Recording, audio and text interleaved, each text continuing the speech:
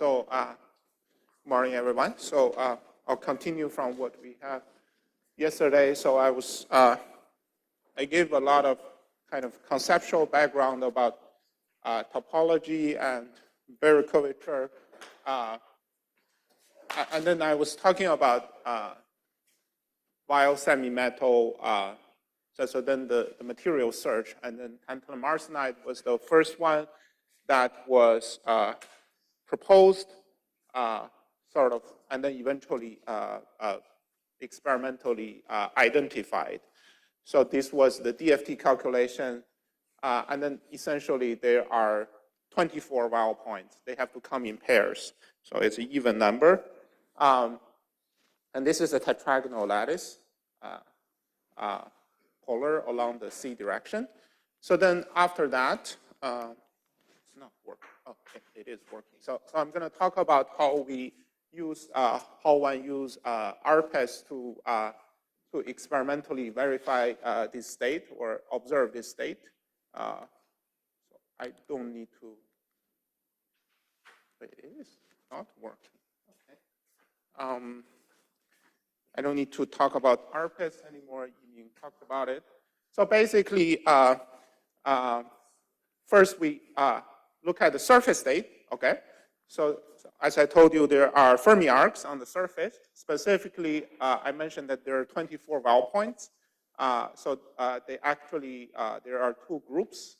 So there are these so-called W1, which lives on this kz equals to 0 plane.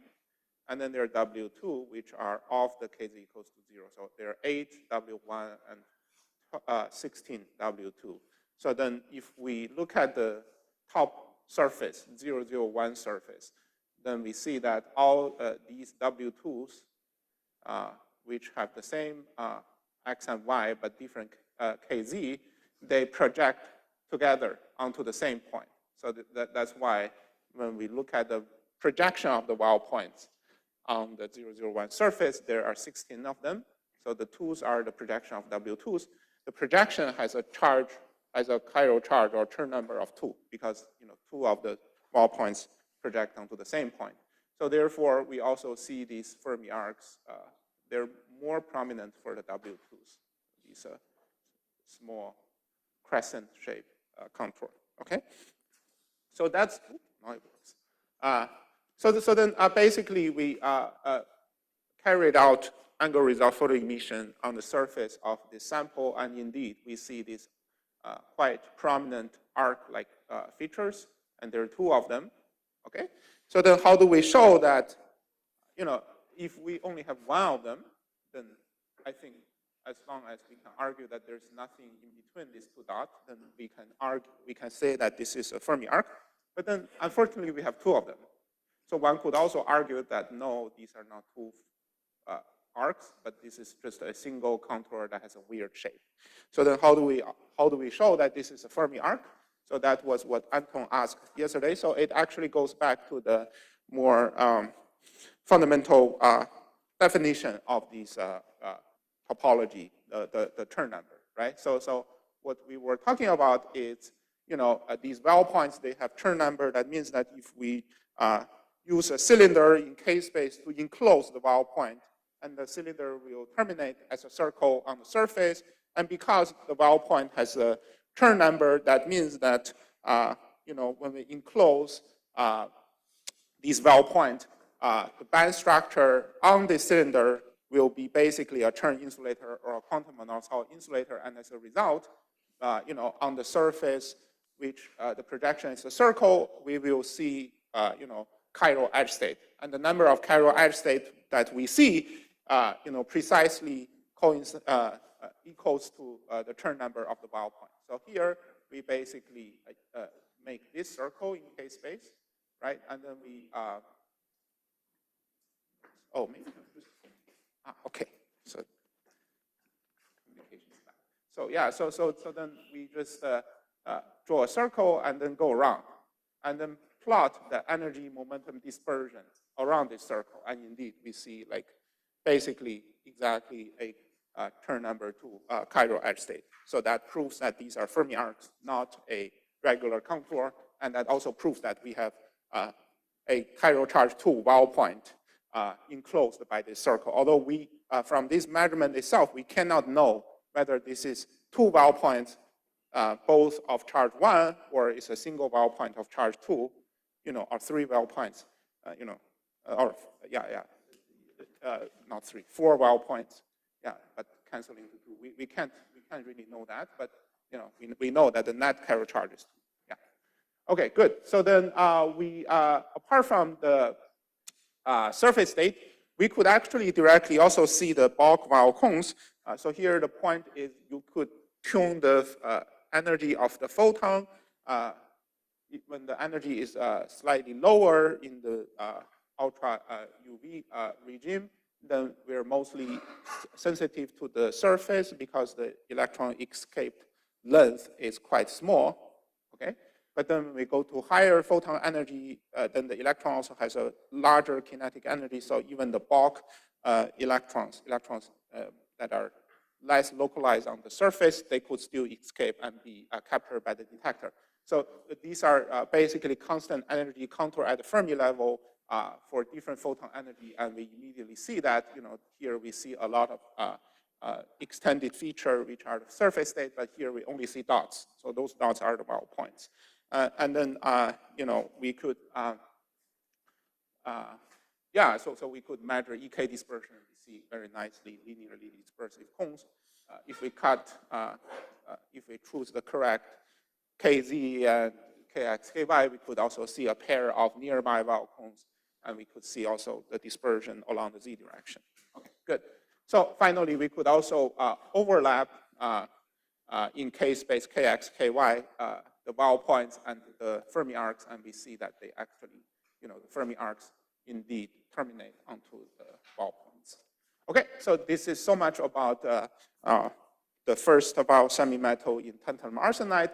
I also want to briefly mention, because we talk about Dirac and Weyl semi-metal. So, Dirac points are essentially, probably you guys all know, like a overlapping pair of Weyl points with opposite turn number. So the bands are doubly degenerate, and then the crossing will be 4-point degenerate. So then we can actually go from the Dirac fermion to the Weyl fermion by break either time reversal or inversion symmetry. And then, actually the Dirac fermions were discovered before the Weyl points. So I guess the two most prominent candidate, material platform are sodium-3 bismuth and cadmium arsenide. There were also RPEs of those materials. Okay, so then, so I talked about this. I talked about this. So tantalum arsenide has 24 Weyl points.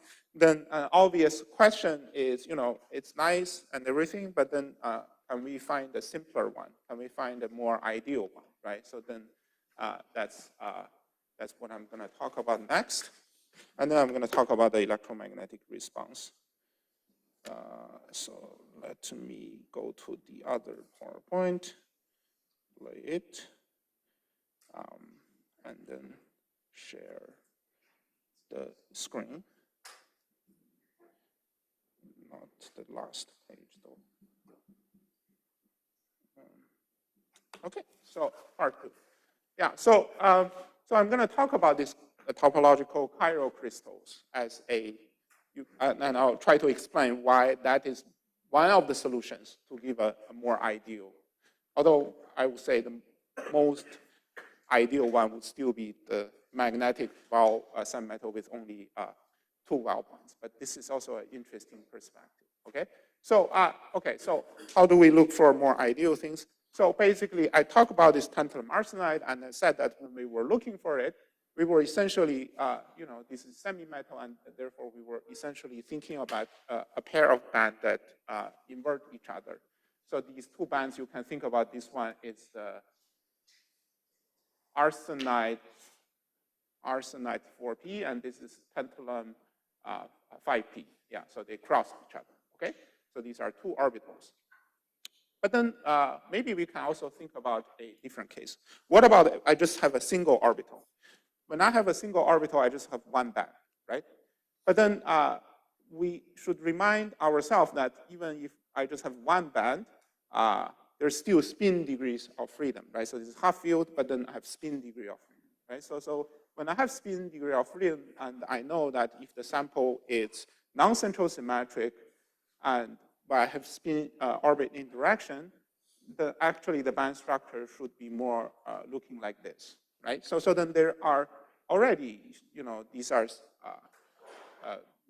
just with one orbital, I already have two bands, spin up and spin down, and I know that they will be singly degenerate unless I look at the Kramer's points, like gamma point or a pi point. So those are Kramer's degeneracy, and typically we call those crossing, Rashba crossing or something like that, protected by time reversal symmetry. But these Rashba crossing, which are very well known, are nothing but basically crossing between two singly degenerate states. So then we can ask whether those Rashba crossing, those crossing at the Kramer's degeneracy, are Weyl points or not. Because initially when people thought about, like I said, I was talking about Murakami's paper, when he was thinking about these, these band touching points, they were thinking about band touching point at generic K points. Because, when you have the non-central symmetric material, and then when you close the band gap, they typically close at arbitrary K points, and then they serve as Weyl points, they move in K space. That is indeed the case in tantalum arsenide. But these are more special. These are basically just at the Kramer's degeneracy, and then they were, Rashba state were much discovered much long ago before Weyl semimetal. Okay, so are these Weyl points? So at some point we were interested in this question, and it turns out that this is you can get a quite simple symmetry argument. Suppose my system has a mirror plane, okay? Then suppose I have a positive Weyl point on one side of the mirror plane. Then basically mirror symmetry enforces I have an opposite Weyl point on the other side. Or in other words, it also means that I cannot have any Weyl point with a net chiral charge that exists on the mirror plane. But I know that if I have any Kramer's point, let's say gamma point, and if my system has a mirror symmetry, if my system has a mirror plane as a symmetry, then my gamma point must exist or locate on the mirror plane, right? So therefore, what this is saying is that if we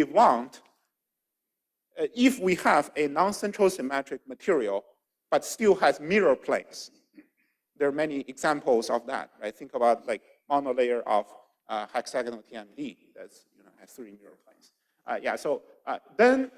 And also think about tantalum arsenide C4B, so there are two vertical mirror planes, okay? So if I have a non-central symmetric system where in principle Weyl points are allowed, but the non-central symmetric crystal still has a mirror plane, then it's impossible for the Rashba crossing at the gamma point to be a Weyl point because mirror plane, it does not allow that, okay?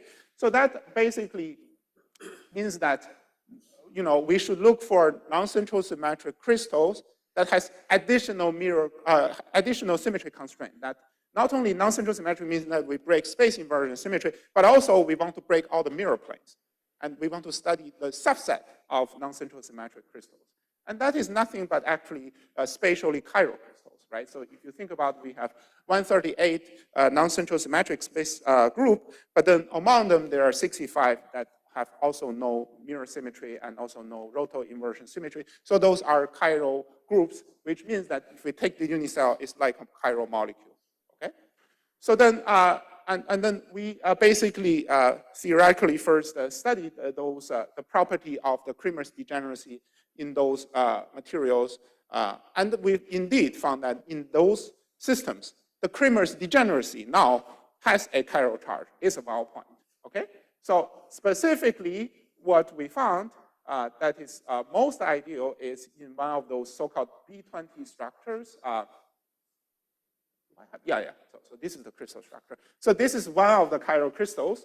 So the space group was P213. It's a cubic structure, and I do not have the chemical formula here. Let me write it here. should have done that. So the material that we're looking at, it's cobalt, silicon, or rhodium, silicon. So this structure class is in general called B20 structure. Perhaps some of you guys who work on skyrmions have heard of manganese silicide, which is exactly the same structure, but that one is magnetic, okay? It's a skyrmion compound. But then we'll look at the non-magnetic analogs. So cobalt silicide and rhodium silicide, and then in the unit cell, there are 4 cobalt and 4 silicon, and then it's actually not really easy to see that these are chiral or non-central symmetric. But if you just repeat the same unit cell a few times along the z direction, you start to see that it behaves like a helix, okay? So, so then when we look at the, when we actually study band structure, we see that actually this rhodium cobalt silicide is also very similar. The band structure looks like this, okay? So there are 2 obvious crossings. By the way, the crossing, as you can see here, is not crossing between 2 bands. It's like here is crossing between 3 bands. And that's because there is additional non-symmetric symmetry that allows for a higher degeneracy at those points. But the spirit is very similar, that if we sort of enclose this crossing and calculate the turn number, we see that it has a finite turn number. And that is because, you know, it's the material is chiral. Okay, so it allows for turn number for those crossing points at the gamma point. But then you know, you could say that this is not a regular Weyl metal in the sense that it's a crossing between 2 bands, but then it's a generalized Weyl metal in the sense that the crossing has a non-zero turn number. Okay, so then when we calculate the turn number of the you know, specifically this is gamma and r, which is the center and the corner, we see that this is +2 and this is -2. If you fix the chirality. If you change to the opposite chirality, then this is -2, this is +2. Okay, so these are really, you still see that. What do I mean? So when you have the magnetic Weyl metal, you can have a pair of Weyl points. Both of them have, this is +1, this is -1, and that's it. When you have non-central symmetric but non-magnetic Weyl metal, you at least need 4 Weyl points. So you have 2 +1s and 2 -1s. In this case, you can sort of think that you have 2 +1s, but they merge, and they merge at the gamma point. You have 2 -1s, and they merge. They merge at the r point. They form these higher dimensional crossings, but then still, okay? So then they are really maximally separated, just like in graphene. But in this case, you know, this one is at the center, one is at the corner, and then we would expect an extremely long Fermi arc, and they, you know, that goes the entire surface Broglie. And you pay a price in this case because you choose the chiral crystal, and as a result, you have no mirror plane. When you have no mirror plane, that means that you have no symmetry that can relate your positive Weyl point to your negative Weyl point. Okay? When you have no symmetry to relate them, then they can essentially exist at different energies. So you see that this is my positive Weyl point. They have a large energy offset.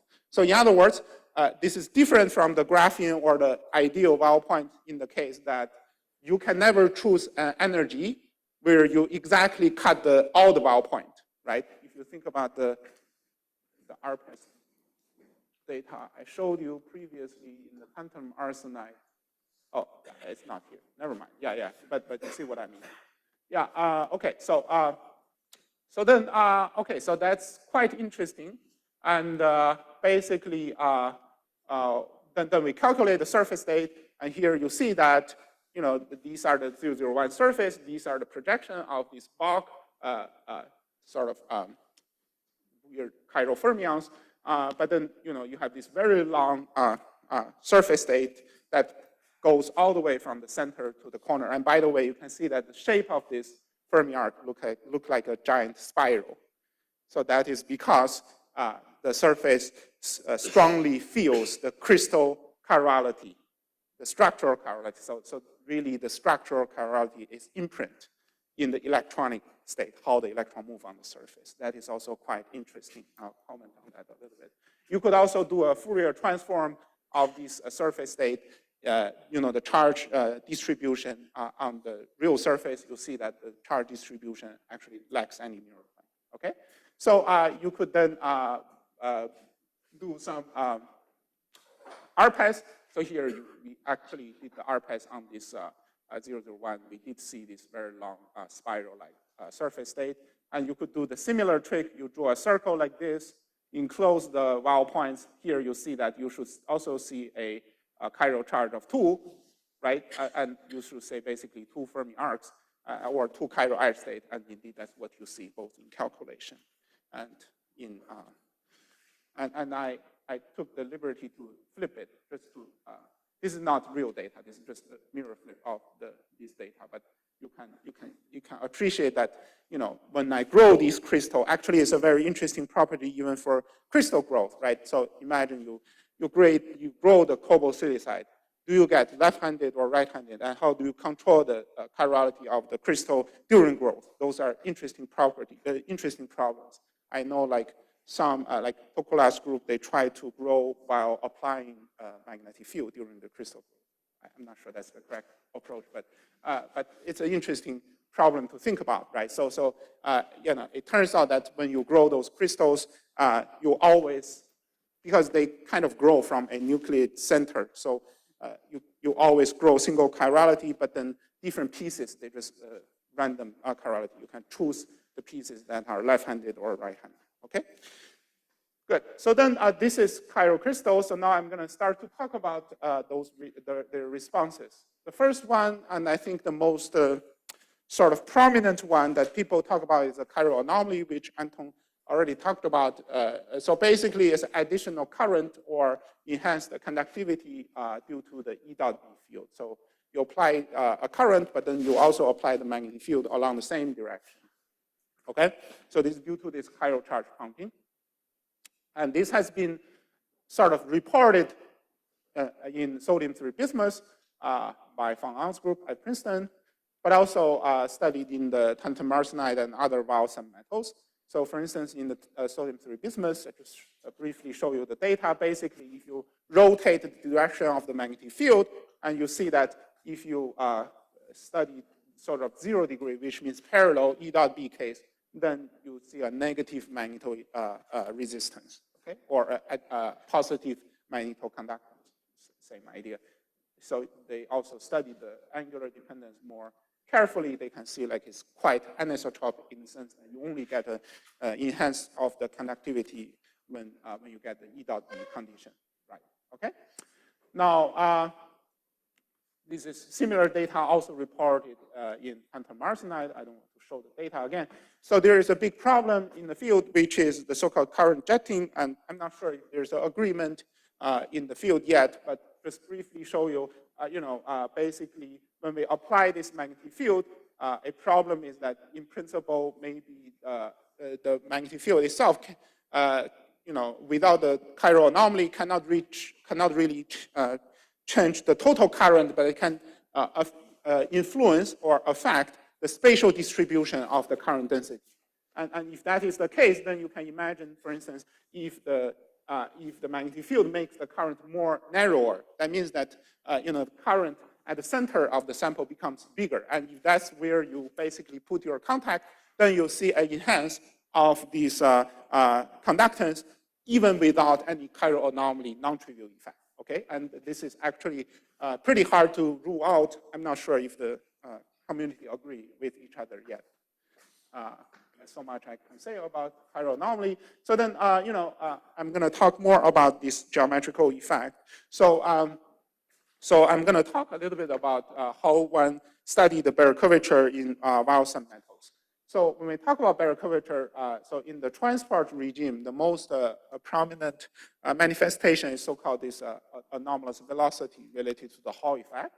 In the optical regime, there is also selection rule. For instance, the circular selection rule in the hexagonal TMD monolayer. So essentially, when you have these state conduction and valence band with opposite barrier curvature, then depending on the sign of the barrier curvature is selectively, the optical excitation prefers either left-handed or right-handed. Okay, good. So now I'm going to first talk a little bit about this optical case, and that leads to the so-called circular photogalvanic effect. And it's very easy to see because you just follow this rule, right? So, but then in the case of the Weyl point, I don't need two valleys. I just need a single Weyl point. If I think about this single Weyl point, like I mentioned to you, it's basically a monopole of barrier curvature. So then essentially, if I do shine a helical light, a circularly polarized light, then it's obvious that in this case, I will have selective excitation on one side of my Weyl point. Okay, so now if that is the case, I excite the electron, let's say the Fermi level is here, I excite the electron from here to here, and then this electron will move to the right-hand side, and that already gives me a current.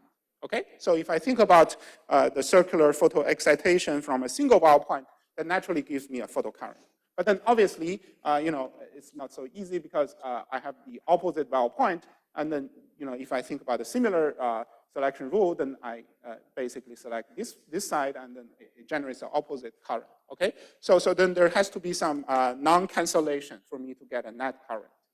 So and that this experiment was first done in tantalum arsenide, and essentially this was a theory by Professor Patrick Lee. So basically, and it's basically some symmetry non-cancellation. And then here I just give you some more concrete context. So for instance, apart from this light helicity selection rule, one could also think about other ways that could block the optical excitation or the current, right? For instance, here you just simply think about if your chemical potential is away from the Weyl point. You have a finite chemical potential.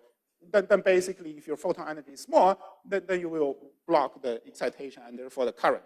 But in this case, you basically block both sides of the Weyl point. But then, also I said that in the tantalum arsenide, the Weyl point do not leave at the Kremer's point. So then they're not, when you actually plot out the dispersion, it's not really like the two sides of the Weyl point is exactly symmetric. It's actually asymmetric. So this is also related to the so-called type 2. So in this case, it's not really tilted over yet, but it's still tilted. So when you consider the tilt, then it's possible that although you have the photon energy small, but you only block one side of the current. This is no, but you block this due to the tilting and the finite chemical potential, not due to the circular selection. Okay, but then if you consider the two scenarios together, the two kind of selection rule together. So imagine this is not tantalum arsenide. They're 24. So imagine the minimum case, you have 4 Weyl points related by the two mirror symmetries because tantalum arsenide is C4V. So we have these two mirror planes. So then, if this Weyl point is tilted along this direction, then these other Weyl points, you can figure out their tilting direction easily by the mirror plane. So, and then this tilt-induced the selection rule always, basically mask, basically select the hemisphere that is, noted by the tilting direction. Okay. Now, if I shine a circularly polarized light, the helicity-dependent selection rule always depends on the direction I shine the circularly polarized light. So then you can, I shine from X. Then for the positive Weyl point, I select the lower hemisphere, and then for the negative one, I select the positive hemisphere. Okay. So if you combine these two selection rules, which means that I should look at the areas that are both shaded due to the tilting and also pink due to the helicity selection rule, then you get these areas. So these areas are basically the areas that are actually contribute to the final photocurrent. And if you look at the symmetry of these areas, you immediately realize that they cancel each other along the x to minus x direction, but they cannot really compensate each other on the y direction. So by this simple schematic, what I want to argue to you, which you can also do a more formal symmetry analysis, is in this kind of C4V. In the Weyl semimetal with the mirror planes, non-central symmetric Weyl point semimetal with the mirror planes, if you shine circularly light along the x direction, you get a transverse circular photocurrent along the y direction. Okay, so that's what we actually observed. Basically, we use this CO2 laser photon energy is 0.12 eV, okay, 120 MeV, and then we basically study this tantalum arsenide. Yeah, so then, yeah, but basically, you know, and then we change the light helicity. We can see opposite photocurrent for left and right, okay? There's some other details.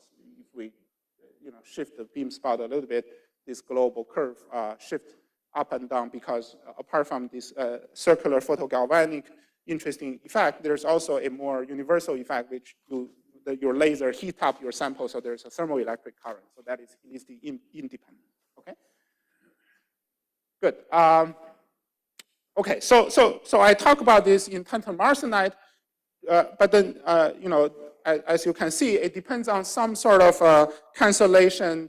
You choose some part of the positive, some fraction of the positive vowel points and some other fraction of the negative vowel points. So it's kind of a non-cancellation, but not very elegant in the way that you select the entire, only the positive vowel point and you don't care the negative vowel point. That would be even more interesting. And it turns out those are exist in the chiral crystals, right? Because when we have those chiral crystals, I told you that we pay a price because then you basically have you know, your positive and negative vowel points sitting at different energies. This is impossible in tantalum arsenide because you have the mirror plane, so they must sit at the same energy, okay? So that here you have the different energy. So if we imagine this scenario where the chemical potential has one of the, like the positive one and the negative one is entirely below the Fermi level, now if I excite, this one is entirely polyblockade and this one is entirely not polyblockade. So in other words, I only detect the helicity-dependent response photocurrent of this positive vowel point, okay? So this is much nicer, and it turns out that this was shown by Professor Joe Moore's group, that, and you can kind of already see that because what you are detecting here, well, you have a current because this selection rule depends on the Barry curvature of this state, right? And then you are doing that, you can think about when you shine a circularly polarized light with a fixed photon energy, you are exciting not just one point, right? You're exciting the entire, you know, like a Fermi surface, not a Fermi surface at this energy, but like a constant energy contour, right? And you're sort of evaluating the integral of the Barry curvature around that contour. And indeed, that's what they show, that you actually, what you detect will be basically quantized. But not so quick, because what you actually, in the circular photogalvanic effect, what you actually measure is a static current, right? Because you can imagine I excite this, and this electron is going to run and give me a current until it falls back, right? So then there's a relaxation time tau. So if I measure the static CPG current, it's a current that depends on the relaxation time tau. So then what they propose is that if you measure the injection rate, dJ dt, you know, then you get rid of the relaxation time tau, and that only depends on the Chern number. So this would be a rare case where a optical phenomena, a nonlinear phenomena that gives you the topological number, and this is in a semi-metal case. So it's very interesting. So basically there have been efforts to probe this, both by, yeah, so this is the theory. So I was talking about theory. So in the original theory, they basically used a toy model of a chiral crystal, and then they show that, okay, if you are working within certain photon energy regime, then this photocurrent is precisely quantized according to their numerical simulation. But then this is like a toy model. So then what we realize is that, you know, we study this, chiral crystal, this RHSI or COSI, and when we actually, so we also use a tight binding model at the time, and then when we actually compute this CPG, it actually precisely, you know, quantized to 4, yeah, so this is precisely 4. So it's actually, so this, we propose that this RHSI is a very nice candidate. So, but this is still based on some, I think this is K.P or tight binding, I forgot one of them. So then later on, actually, Professor Claudia Felser's group, they did some more serious DFT calculation. When you do DFT, you see that although this looks quite nice, but then when you actually calculate the quantization, it's not so nice. Okay, there are more calculations. You can see that at certain photon energy range, it's kind of close to the quantization, but not so good. It's still related to the Pauli blockade is not perfect because the band bends up and down, and then some details of the band. Okay. Anyways, so this motivated people to search for this experimentally. So by Professor Zhou Einstein and also Liang Wu. So basically, what you can do, as I mentioned to you, you need to measure not the static current, but DJ dt. Okay. So that means instead of shining a circularly polarized static laser, you shine a pulse, laser pulse, femtosecond pulse. And when you shine a laser pulse, that means that you won't actually realize a static current. You only realize a temporal, like a transient current. And this transient photocurrent will basically is like a dipole emitter. It will emit electromagnetic wave. So, you know, the transient current lives, let's say, within a picosecond, and if you convert it in frequency, it means that it emits radiation in the terahertz region, okay? So therefore, there's some terahertz emission, and then you can use time domain terahertz spectroscopy to collect those emissions. And obviously, those emitted terahertz field is somehow related to the transient current. So that's the way you probe DJ dt. But the problem is that there are many steps of conversion, right? You need to measure the terahertz electric field, and you need to somehow inversely know that the amount of terahertz electric field corresponds to a certain amount of DJ dt, and that part is not qualitative, not easily quantitative. So that's why people study this, they observe the effect, but then they did not claim quantization, partly because, I mean, they do see some plateau when they change the pump photon energy in their data, but then, you know, it's hard to argue that this plateau is 4e squared over h or something like that because there's difficulty in quantitatively measuring the DJ dt. So is this supposed to be affected by impurity scattering? Does it remain quantized? By what? By impurity scattering. You think current I think, yeah, I think the impurity scattering will also give rise to some CPGE. So that's additional contribution. And I don't think there's any reason to forbid those. So that's also different from the, when we study the AHE, those, skew scattering and stuff goes away when you go to the gap, right? But in this case, there's nothing that forbids those. So that's one reason, but I think in this case, experimentally, they're not thinking about that. They just can't convert very easily. Yeah. Show the data? Yeah. So this is Liang Wu's data, I think. So they use some weird, but this is, I think this beta stuff can be converted into e squared over h. They did not do that probably because there are lots of uncertainty. Yeah. And this plateau here is supposed to be what you have this nice condition at 0.4 eV. Yeah. But that's the best people can do so far. Yeah. Okay. So now another important manifestation of the barrier curvature is the anomalous Hall effect or anomalous velocity.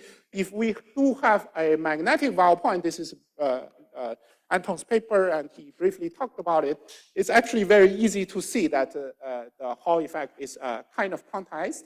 So what do I mean by that? So I told you that we can enclose the vowel point by a circle or by a sphere or by a cylinder. You could also just draw a planar plate. So in that case, if the two-dimensional sheet you draw is between the two vowel points, then the Chern number of this is +1 or -1, depends on the chiral charge.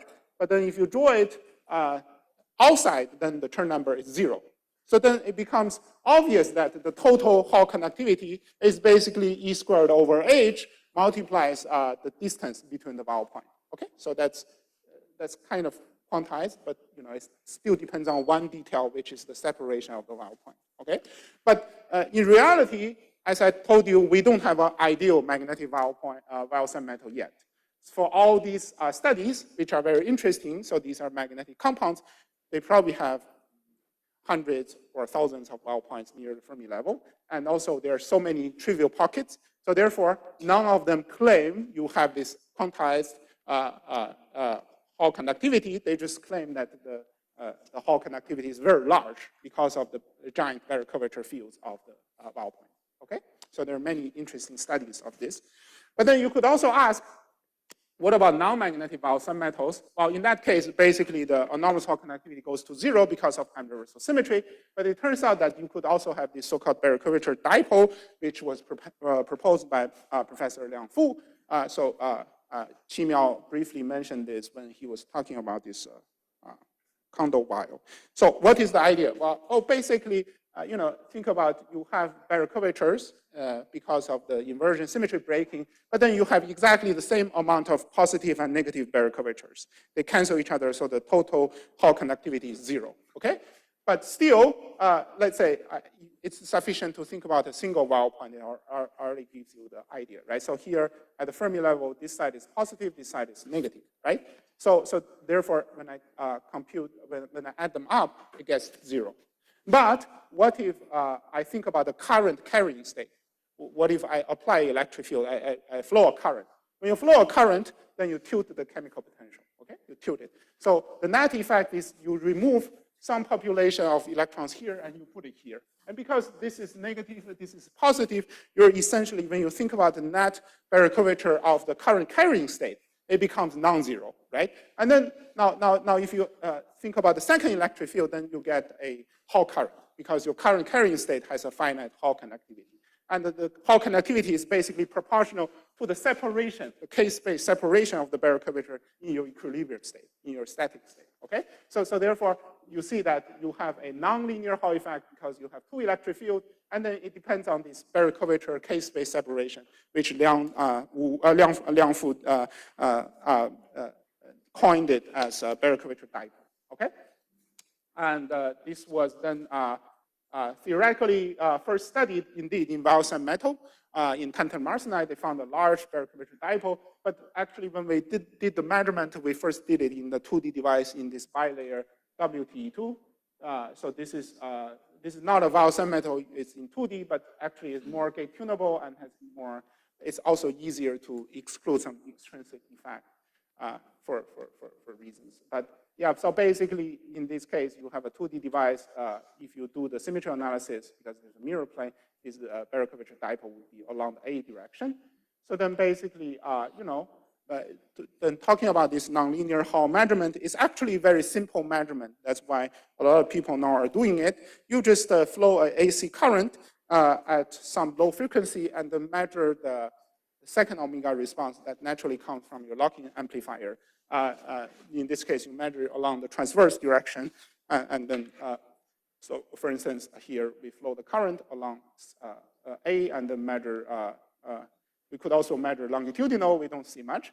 If we measure transverse, we see a nice quadratic response in the second harmonic channel, okay? So it's like a second harmonic analog of the, transport analog of the second harmonic generation in optics.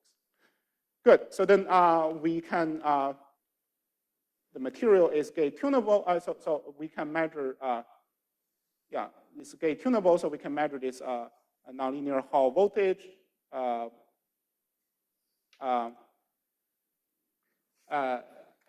among different pairs of electrode, okay? So you see that as long as we measure the transverse one, they all nicely coincide with each other. So that's nice. And then we can also basically probe the Hall, the second harmonic Hall Hall voltage response as a function of top gate and bottom gate voltages. And there's a very strong gate response. So this is doping, this is electric field. So when you fix the electric field, you are just changing you're just scanning the chemical potential, right? So then you can do some sort of, this is the experimentally extracted Barré curvature dipole, okay, in this WTE2, and then you can basically compare that with theory, which was done, I think, by Tim Kaxiras at Harvard. So this is actually, you can also think about this as an energy resolved way to probe your Barré curvature in a non-magnetic material. In the magnetic material, you could use the anomalous Hall effect. In the non-central symmetric crystal, you could use this so-called nonlinear Hall effect. Yeah. Good. So then after the work, actually later, people indeed studied bulk Weyl semimetal, like in this tantalum iridium telluride, or the bulk WT2 or MOT2. They have also found the nonlinear Hall effect. Okay. Good. So I'm going to spend the last 10 minutes talk about a little bit about beyond Bayer curvature. So, you know, we know that this wave function that I mentioned to you is, you know, is a unit vector. You know, it's a quantum wave function. So it turns out that when we try to understand its geometrical quantity, there's this quantum geometrical tensor, and the Bayer curvature that I told you is basically the imaginary component of this quantum geometrical tensor. And you know, we talk about anomalous Hall effect. We also talk about the nonlinear Hall effect. But then there's also the real part, which is called the quantum metric. It describes the distance between nearby wave functions. So then, you know, it will be also interesting to sort of think about what would be their experimental manifestation a little bit. So what do I mean by distance? Well, we can go back to the similar drawing we had for the first lecture. So this is gapless graphene. And I told you that, you know, when I have the gapless graphene, the wave function lives exclusively on the equator of the Bloch sphere because we have an equal weight superposition of the A and B sublattice, okay? But it's rotating as I go around the Fermi surface. So now when I talk about the quantum distance, when we talk about the Bayer curvature, we say that we start from one point and we draw a loop, we go back. And then we see, you know, and then we map this K loop onto the Bloch sphere. We see what is the area we have mapped out on the Bloch sphere, okay? So that's the Bayer curvature. That's the imaginary component. The real component, we basically, is actually easier. What we do is we just draw a path. Instead of a loop, we just draw a path. For instance, we just go from this point to this point. And then the question, and then we map this path to a path on the Bloch sphere and see what is the, you know, amount of path we have gone through on the Bloch sphere. And in this case, we know that as I go from here to here, basically, you know, these are both the wave function both point to the left. So in other words, when I map them onto, I mapped onto a single point. So this is pointing to the left, okay? So therefore, the quantum metric in this case, along this radial direction is 0, okay? Good. By contrast, if I do this one, right? If I go from here to here, right? I go from one side of my Fermi surface to the other side, then obviously this map to here, this map to here. So I go, this is my distance, okay? So therefore, you can see that for graphene, a gapless intrinsic graphene, the quantum metric is actually 0 along the radial direction, centered from a Dirac point, and then it's very large along the tangential direction. As a matter of fact, if you approach the Dirac point, then your metric diverges because you basically, because your metric is the ratio between this distance and this distance in K space, right? So as you go to really close to the Dirac point and you do the similar path, you still map out this much of distance, quantum distance on your Bloch sphere, but then your K shrinks to almost 0, so then the metric will diverge, okay? Okay, good. So then how does that matter? Why does it matter for a real transport phenomena? So what it turns out is that it gives another nonlinear Hall effect. And here I give you another motivation. So, you know, so when we talk about the nonlinear Hall effect, or in general, the second order response, you can also think about it as an analog of diode, PN junction, right? Because you can generate 2 omega, you can also generate DC current. So it's like a rectification. So then, you know, this non-central symmetric case is quite similar to the PN junction in the sense that, you know, you just have a non-central symmetric charge distribution. Here is realized by macroscopic doping of P and N region. Here is your atomic lattice has inversion symmetry breaking, so you have some, it's like a ferroelectric, okay? But then the quantum metric effect that I'm going to tell you basically comes from an anti-ferromagnet in the sense that if I would mask the spin, if I only look at the lattice degree of freedom, the system is entirely, or the charge degree of freedom, the system is entirely central symmetric. Only when I include the magnetic spin texture, then it breaks inversion symmetry. So the directionality in this case is provided by the magnetic spin, okay? So then this leads to this quantum metric effect that I will tell you. So specifically, we look at this layered antiferromagnet, or more generally, PT symmetric antiferromagnet. So this P is inversion, T is time reversal. The PT combined symmetry enforces the antiferromagnet to have no Baire curvature, no magnetic moment, no anomalous Hall effect. So those are strictly symmetry broken, but it still has non-zero quantum metric. And it turns out that if I think about this system, theory says that when you think about the electric field driven system, actually you can generate a Baire curvature out of no Baire curvature. So this is different from the previous case I told you. Previous case, you have a non-central symmetric system where you already have Baire curvature. You just don't have net Baire curvature. But you have Baire curvature, they are segregated in K-space. Here, you don't have Baire curvature everywhere in K-space. It's everywhere 0, but once you apply electric field, you can get a Baire curvature, and this Baire curvature is actually proportional to the quantum metric of your original system, okay? And then when you apply the second electric field, you generate a Hall effect. This Hall effect is obviously then nonlinear, and it's also proportional to the metric of your original system, okay? So then this was originally proposed and in the material of copper manganese arsenide, who might be familiar for people who work on this antiferromagnetic spintronics community. It's quite interesting material. But what we realized is that we were working on this manganese bismuth telluride, which is an antiferromagnetic TI, and that could be a quite nice platform. So here you can see that this is a layered material. Every layer, the manganese is ferromagnetically ordered. Ooh. These arrows should be on the manganese, not on the tellurium. Yeah, anyways, so they're along the Z direction, but then the next layer is antiferromagnetically staggered, okay? So it's a layered antiferromagnet. So if we take even number of layers of this material, then it's exactly this PT symmetric antiferromagnet that I mentioned to you. The only thing that is missing here is, I didn't tell you that, but essentially, if I look from the top, this material has a threefold rotational symmetry, just like bismuth selenide. So it's a trigonal lattice. But the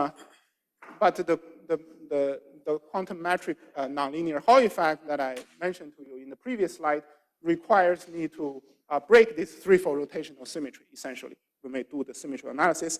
So, so what we did is we actually interface this crystal, a thin layer of this crystal, with another van der Waals material, in this case, the block phosphorus, which is a narrow gap semiconductor with a very anisotropic crystal structure. So it's an orthorhombic lattice that has no C3 symmetry. So then the idea is if we use this interface engineering, then the combined heterostructure will break the threefold rotational symmetry, okay?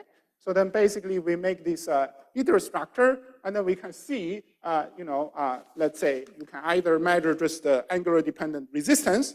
In this case, you just make a flower pattern and measure different resistance along different direction.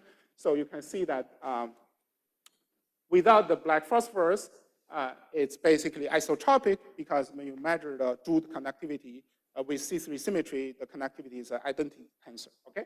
But then when you have the BP, then you see a nice twofold symmetry. And then you could also see that from the optical second harmonic generation, where you see the threefold symmetry of the Baire and BP, and then that is broken by adding the BP. So it's a nice symmetry engineering of these using this van der Waals stacking. Okay, so then once we made this heterostructure, we can then do similar measurement. So we see a large nonlinear Hall effect, like I mentioned to you before.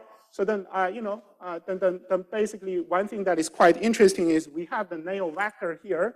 They're related by time reversal symmetry. You can have either of these two states prepared, and when you measure the Drude conductivity or just the longitudinal linear voltage, they're the same. They have the same resistivity, but then when you measure the nonlinear Hall effect, they actually have opposite sign, okay? And then when you do temperature dependence, you see that they only exist below the Néel temperature. So it's a response of antiferromagnetic order as well. Okay, so I'm gonna just skip some of this.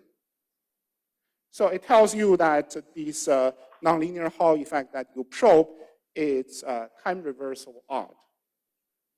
which is consistent with the quantum metric dipole response, but not the Berry curvature dipole response. Yeah. So, okay, so I'm going to skip this. Actually, I shouldn't skip this. So let me talk about this, but skip later. So basically, another important property is that this is really like the analog of the linear anomalous Hall effect in the sense that the Hall conductivity is independent of scattering time tau. So you can do some scaling analysis. You could vary the sigma XX or the tau by temperature, or you could vary it by different sample has different qualities, so different tau, and then you can plot basically sigma XX. Go back. Okay, you can plot sigma XX as a function of your nonlinear Hall conductivity and see the scaling. So it's really independent. Okay, so I'm gonna skip the rest. This is a little bit details. One thing that I say is that we also basically made some wireless harvester or rectifier by directly shining, irradiating from free space wireless signal and then try to detect the DC voltage due to this nonlinear Hall effect. This is an interesting application. So, so I'm going to stop here, and I think there's some interesting. Yeah, so let's skip this. So I should thank the people. So I talk about different works. So this spans from my PhD work to my postdoc work at Princeton and also at MIT, and then finally our own group's works, and the works are funded by these agencies. Thank you.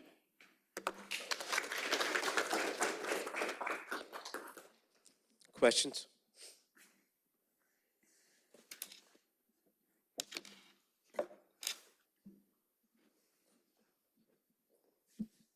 Hey, Suyang. So for the last part, the nonlinear Hall effect from the quantum geometric contribution, it sounds like from symmetry argument, the magnetism is required. Is there any way to have nonlinear Hall effect from quantum metric, but without magnetism? Is there any way out?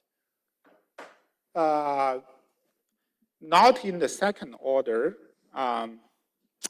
When we look at this nonlinear response, and the reason is that when we look at this response, so the quantum metric is here, but it's always proportional to the K-space gradient or the separation of the quantum metric in K-space, like a dipole in K-space of the quantum metric. So as a result, quantum metric by itself is time reversal even, but then this quantity itself is time reversal out. So that requires the breaking of time reversal symmetry. But I think there are lots of other interesting proposals, like probably this in the magic angle graphing, Jeannie Lau's group is saying that there's some quantum metric contribution to the superfluid in superconductivity. One could generalize that idea into like a charge order state of flat band.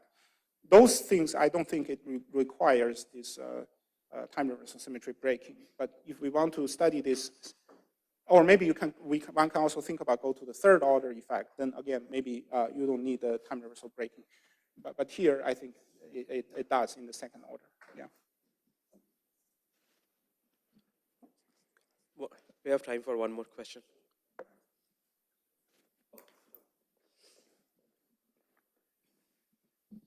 So in the usual case where you have a Berry curvature contribution to the Hall effect, how do you rule out the contribution from the metric, the quantum metric?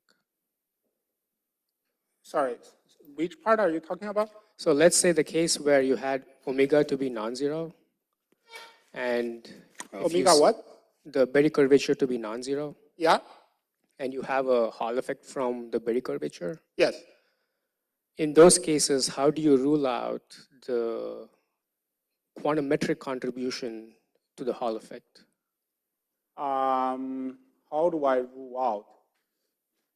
I guess. Because in principle, that need not be zero, right? Generally speaking.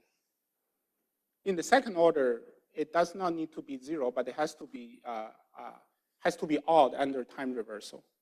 So you can imagine, you can we don't apply the magnetic field when we measure the nonlinear Hall, but you could imagine you apply the magnetic field and look at whether you see any, odd component hysteresis kind of, and we don't see those things. Okay.